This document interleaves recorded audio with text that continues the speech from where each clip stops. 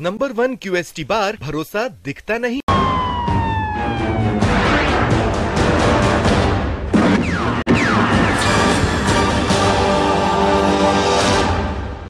बात जुर्म से जूझते आवाम की हो या समाज में बढ़ते क्राइम ग्राफ की, अपराध की हर सूरत के पीछे छिपा होता है कोई ना कोई गुनहगार।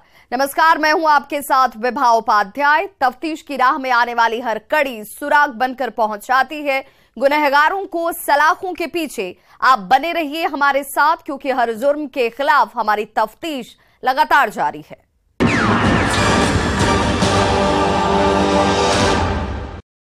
उस औरत के एक नहीं दो चेहरे थे। एक चेहरा शराफत वाला बुरके में दिखता था तो समाज की नजरों में पाक साफ नजर आता था, तो बुरके के पीछे छिपे दूसरे चेहरे का दीदार सिर्फ और सिर्फ उसका आशिक करता था, वो भी बंद कमरे में। वो 6 बच्चों की मां है, उसके बाद भी उम्र के इस पड़ाव पर उसके दिल में मोहब्बत की तरंगे उफान मार रही थी। उसका शौहर परिवार के बोझ तले दबा हुआ था। मछली के कारोबार से पूरे परिवार का भरण पोषण करता था, जिससे परिवार का गुजारा बड़ी मुश्किल से हो रहा था। हाथ तंग रहते थे और उसी तंगी को दूर करने के लिए वो 3000 किलोमीटर दूर कमाने दुबई पहुंच गया, ताकि परिवार की जिंदगी हंसी खुशी कट सके, बीबी और बच्चों को 2 वक्त की रोटी मिल सके।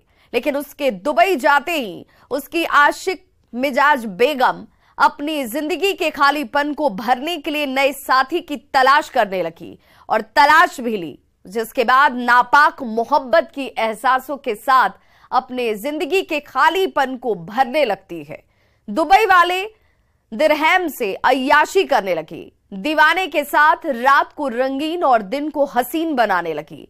2 साल बाद जब उसका शौहर दुबई से वापस लौटा तो उसे बेवफा बेगम के बदनाम रिश्ते की भनक लग गई, जिसके बाद क्या बेडरूम में बेगम और शौहर के बीच लड़ाई झगड़े बड़े आम हो गए, जो बेवफा बेगम को नागवार गुजरा और उसने अपने दीवाने के साथ मिलकर शौहर के खून पसीने की कमाई के पैसे से ही मौत की सुपारी दे दी।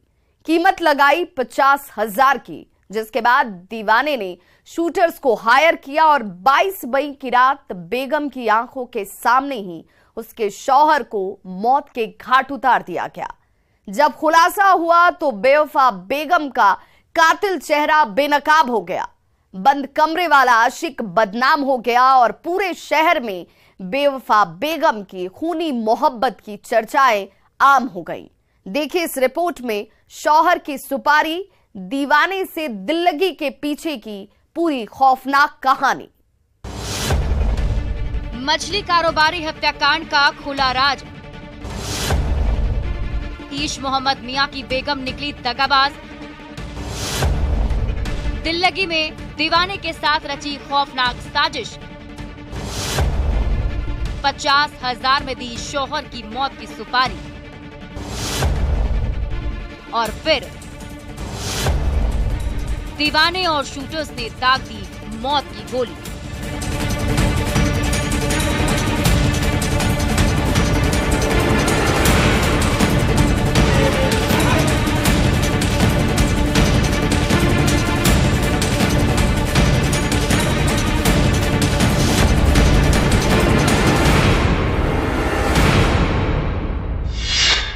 मारते रहते थे बहुत, हमेशा मारते थे। हाँ। पति का सुख नहीं मिलता था उनको? नहीं। और फिर इनसे मिलता था जो प्रेमी हाँ, है? हाँ। इन्हीं के साथ अब रहना चाहती हैं? हाँ। ब्लैक बुरके में पुलिस के साथ कदम से कदम मिलाकर सलाखों की ओर बढ़ रही इस बेगम की कहानी सुनेंगे तो आप भी सहम जाएंगे। इसके बुरके के पीछे छिपे चेहरे की हकीकत जानेंगे तो दिल कांप जाएगा, क्योंकि इसने रिश्तों के पन्नों पर नापाक मोहब्बत के एहसासों के साथ ऐसी खौफनाक और डरावनी कहानी लिखी है जिसकी सच्चाई जानकर पुलिस भी सन्न है और ये बेवफा बेगम से कातिल बन गई है, जिसका नाम नूरजहां खातून है, जो अपने नाम के मुताबिक ही दुनिया को रोशन करने चली थी, लेकिन अपनी नापाक मोहब्बत से वो अपने शौहर की मौत की सुपारी देकर ताकि अपनी जिंदगी को नापाक मोहब्बत से रोशन कर सके। चाहत के इसी जुनून में जिंदगी को रोशन करने के बजाय ये खुलासे के बाद खुद जेल की काल कोठरी में पहुंच गई है, जहां सेल से लेकर जिंदगी तक में अंधेरा ही अंधेरा दिखाई देगा। इस औरत ने बंद कमरे के बदनाम मोहब्बत को पाने के लिए खौफनाक चाल चली है। चाहत की जुनून में रिश्तों के पन्नों पर शर्मसार करने वाली कहानी लिखी है, अपने दीवाने को मोहरा बनाकर, ताकि नापाक मोहब्बत को आबाद कर सके, बदनाम रिश्ते को नाम दे सके। लेकिन इसके नापाक मंसूबों पर पानी फिर गया, क्योंकि इसने जिस रास्ते को अख्तियार किया था उसका दरवाजा सीधे जेल की सलाखों में खुलता है। लेकिन इसने चालाकी से काम लिया था। समाज और पुलिस को गुमराह करने के लिए खुद अपने शौहर की मौत पर मातम मना रही थी, ताकि किसी को शक ना हो। लेकिन इसके चेहरे पर थोड़ी सी भी शिकन नहीं थी, क्योंकि ये अंदर ही अंदर मोहब्बत का जश्न मना रही थी, ताकि पुलिस को गुमराह कर सके। मेरा हस्बैंड है।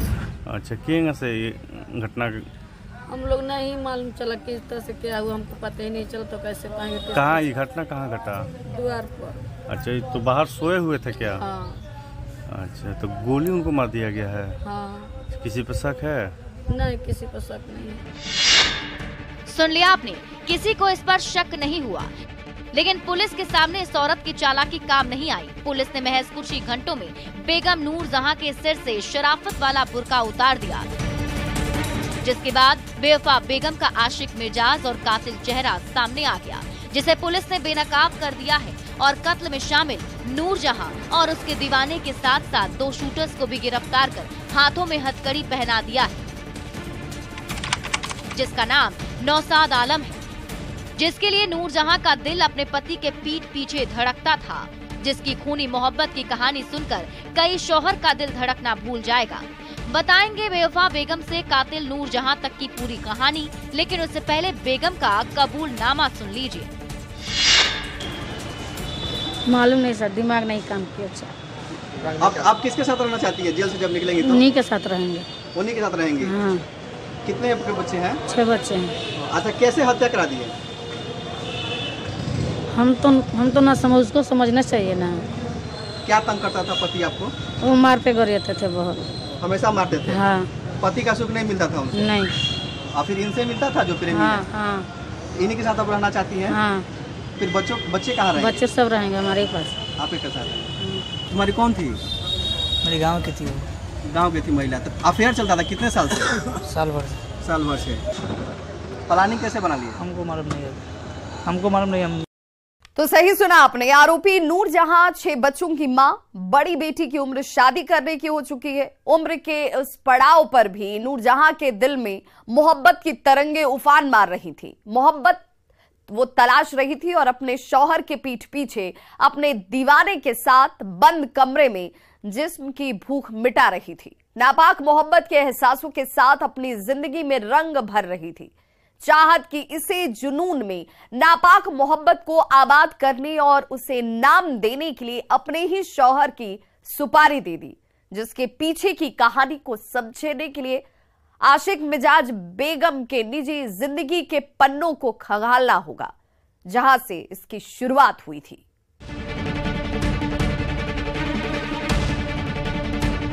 जानकारी के मुताबिक गोपालगंज जिले के फुलवरिया प्रखंड के श्रीपुर ओपी के लाड़पुर गांव के रहने वाले ईश मोहम्मद मियां, जो मछली कारोबारी थे, वो अपनी बेगम नूरजहां और 6 बच्चों के साथ गांव में रहते थे और मछली का कारोबार करते थे। लेकिन उससे पूरा परिवार का गुजारा नहीं हो पाता था, जिससे आर्थिक तंगी झेलनी पड़ती थी, जिसे दूर करने के लिए वो कमाने के लिए करीब 3000 किलोमीटर दूर दुबई चला गया और खून पसीना बहाने लगा, ताकि उसका परिवार हंसी खुशी रह सके और बच्चों को 2 वक्त की रोटी मिल सके। लेकिन उसके दुबई जाते ही उसकी बेगम नूरजहां को खालीपन खाने लगा। वो तन्हा रहने लगी और नए साथी की तलाश करने लगी। इसी दौरान नूरजहां की मुलाकात बथुआ बाजार के रहने वाले नौसाद आलम से हुई, जो उसके मोहल्ले का ही रहने वाला है, जिससे मुलाकात के बाद नूरजहां की जिंदगी मानो रोशन हो गई और खालीपन वहीं पर खत्म हो गया।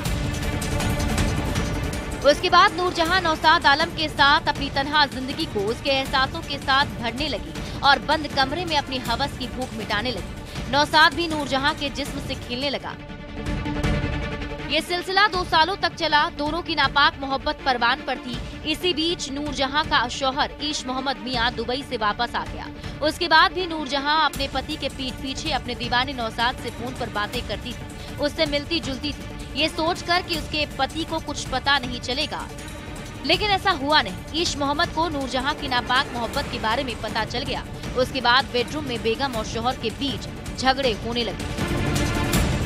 ईश मोहम्मद अपनी बेगम के बदनाम रिश्ते का विरोध करने लगा, मारने पीटने लगा, जो बात नूरजहां को नागवार गुजरी और वो अपने दीवाने नौसाद के साथ मिलकर अपने शौहर की जिंदगी के पन्नों पर खौफनाक स्क्रिप्ट लिख दी, सीक्रेट जाल बुनने लगी और 50,000 में अपने शौहर की मौत की सुपारी दी।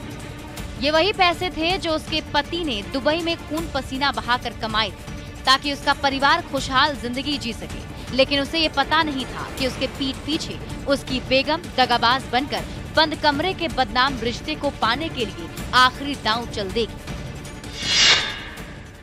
पत्नी ने 50,000 रुपये दिए थे पति की हत्या करने के लिए, सुपारी दी थी। इसमें से जो सुपारी किलर हैं बता रहे कि 28,000 रुपये का एक पिस्टल और 4 जिंदा कारतूस इन्होंने खरीदा था कटिया के संदीप शर्मा से। मौत की सुपारी देने के बाद नूरजहां के आशिक ने 2 शूटर को हायर किया और शूटर्स को 50,000 रुपए दे दिए ताकि शूटर्स नूरजहां के शौहर ईश मोहम्मद मियां को खत्म कर सके। उसके बाद अपराधी साजिश को अंजाम तक पहुंचाने के लिए रेकी करने लगे, लेकिन उन्हें मौका नहीं मिल पा रहा था। इसी बीच 22 मई की रात नूरजहां ने अपने आशिक को कॉल किया और बताया कि उसका शौहर घर के बाहर सो रहा है, यही सही मौका है उसे रास्ते से हटाने का। उसके बाद नौसाद आलम ने दोनों शूटर्स को कॉल किया। शूटर्स लोकल थे, फोन करते ही खौफ वाला पिस्टल और मौत वाला कारतूस लेकर पहुंच गए। नूरजहां लगातार नौसाद के संपर्क में फोन पर थी। शहरात के सन्नाटे को चीरते हुए दोनों अपराधी नूरजहां के प्रेमी नौसाद के साथ पहुंचे। उस वक्त नूरजहां घर के अंदर थी, लेकिन वो खिड़की से सब कुछ देख रही थी। शूटर्स के पहुंचते ही नूरजहां ने इशारा किया। उसके बाद शूटर्स ने नींद की आगोश में सो रहे ईश मोहम्मद मियां के सीने में मौत की गोली दाग दी। एक गोली में ईश मोहम्मद की जिंदगी खत्म हो गई। उसके बाद सभी वहां से भाग निकले। जो मृतक है वो अपने घर के बाहर सोया हुआ था खाट पर, और जो पत्नी जिसने पूरे योजना को अंजाम दिया था योजनाबद्ध तरीके से, वो खिड़की से झांक भी रही थी और फ़ोन पर अपराधियों को बुलाया था और उसके सामने ही ये घटना हुई है। तो सर महिला क्या देख पा रही थी कि उसके पति की हत्या हो रही है उसकी आंखों के सामने? हाँ, जैसा उन्होंने बताया है कि वो खिड़की से देख रही थी और फ़ोन पर थी, अपराधियों के साथ बातचीत कर रही थी और उसने इशारा भी किया कि ये खाट पे जो सोया व्यक्ति है इसी की हत्या करनी है, जो उसका पति है। तो शौहर ईश मोहम्मद मियां की हत्या के बाद बेवफा नूरजहां ने नई कहानी गढ़ी। अनजान बनकर अपने पड़ोसियों को फोन की और बताया कि बाहर पटाखे की आवाज आ रही है। ये कैसी आवाज है? इतना सुनते ही पड़ोसी मौके पर पहुंचे तो देखा कि ईश मोहम्मद घर के बाहर लगे खाट पर मौत की आगोश में सो रहा है। उसके बाद इलाके में सनसनी मच गई। नूरजहां भी घर से बाहर निकली और शौहर की मौत पर मातम मनाने लगी, दिल में गहरा राज दफन करके, ताकि किसी को शक उस पर न हो। लेकिन पुलिस के सामने उसकी चालाकी नहीं काम आई।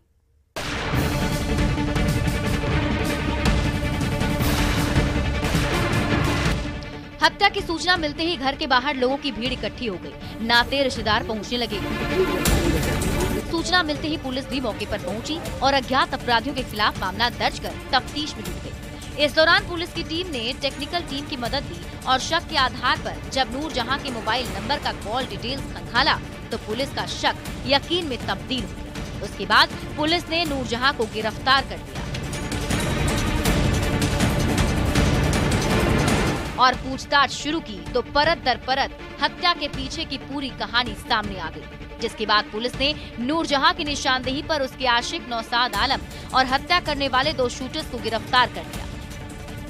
हाथों में हथकड़ी लिए पुलिस की कस्टडी में दिख रहे यही वो 4 आरोपी हैं, जिसमें से 2 शूटर, एक नूरजहां का आशिक और खुद नूरजहां शामिल है। मृतक की जो पत्नी है नूरजहां खातून, इसका अवैध संबंध मोहल्ले के ही एक लड़के नौशाद आलम के साथ चल रहा था और इस अवैध संबंध का विरोध पति किया करता था और इसी से तंग आकर पत्नी ने नौशाद आलम के साथ मिलकर इसकी हत्या की प्लानिंग की। इसके बाद नौशाद आलम 2 सुपारी किलर को हायर करता है और इन अपराधियों की मदद से घटना की रात्रि में गोली मारकर इसकी हत्या कर दी जाती है। और एसआईटी ने इन दोनों सुपारी किलर को गिरफ्तार किया है। इनके पास से जो हथियार प्रयुक्त है घटना में उसको भी बरामद किया गया है। 3 जिंदा गोली बरामद की गई है और इसके साथ साथ इनके बयान पर पत्नी और जिसके साथ अवैध संबंध चल रहा था नौशाद आलम, इसको भी गिरफ्तार किया गया है। आरोपियों की गिरफ्तारी के साथ साथ पुलिस ने हत्या में इस्तेमाल एक पिस्टल, 3 जिंदा कारतूस के साथ मौत का एक खोखा, एक बाइक और 5 मोबाइल फोन बरामद किया है। पुलिस की टेबल पर दिख रहा यही वो पिस्टल और कारतूस है जिसे अपराधियों ने 28,000 रुपए में संदीप नाम के युवक से खरीदा था। इस तरह पुलिस ने ईश मोहम्मद मियां हत्याकांड की गुत्थी को सुलझाते हुए हत्या में शामिल 4 आरोपियों को गिरफ्तार कर जेल की सलाखों में पहुंचा दिया है, जिसमें मृतक ईश मोहम्मद मियां की बेवफा और कातिल बेगम नूरजहां खातून, नूरजहां का आशिक और मास्टरमाइंड नौशाद आलम, शूटर मंसूर आलम और परवेज अंसारी शामिल हैं। दोनों शूटर फुलवरिया के ही रहने वाले हैं। पूछताछ में सभी ने अपना जुर्म कबूल भी कर लिया है और नूरजहां के आशिक नौशाद ने बताया कि 22 मई की रात किसी शादी समारोह से लौट रहा था। रात के 11 बजे ईश मोहम्मद मियां को दरवाजे पर सोते हुए देखा। उसी रात हत्या की प्लानिंग तैयार की गई। पत्नी नूरजहां खिड़की के पास खड़ी हो गई और फोन पर गाइड करती रही। रात के करीब 1:20 पर शूटरों ने मछली व्यवसायी को सिर में गोली मार दी, जिससे उसकी मौत हो गई। उसके बाद शव को चादर ढककर फरार हो गए। इस कबूलनामे के बाद जरूरत है सभी को सख्त से सख्त सजा दिलवाने की, सबक लेने की, पीठ पीछे परिवार पर नजर रखने की, ताकि फिर कोई बेगम बेवफा बनकर कातिलाना साजिश रचने की हिमाकत ना करे। लेकिन इश्क में कौन सोचता है,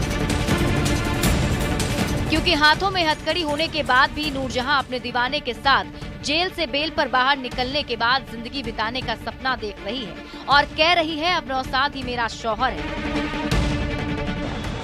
आप किसके साथ रहना चाहती है जेल से जब निकलेंगी तो? उन्हीं के साथ रहेंगे। उन्हीं के साथ रहेंगी? हाँ। कितने आपके बच्चे हैं? 6 बच्चे हैं। इसलिए सावधान रहें, सतर्क रहें, रिश्तों में साजिश की दस्तक को समझें, तभी आप सुरक्षित रह सकते हैं, क्योंकि आपकी सतर्कता ही आपकी जान बचा सकती है। न्यूज़ 18 के लिए गोपालगंज से गोविंद कुमार के साथ ब्यूरो रिपोर्ट।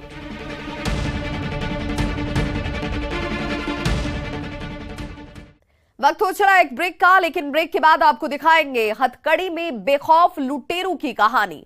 तो आप देखते रहिए तफ्तीश, क्योंकि हमारी तफ्तीश लगातार जारी है।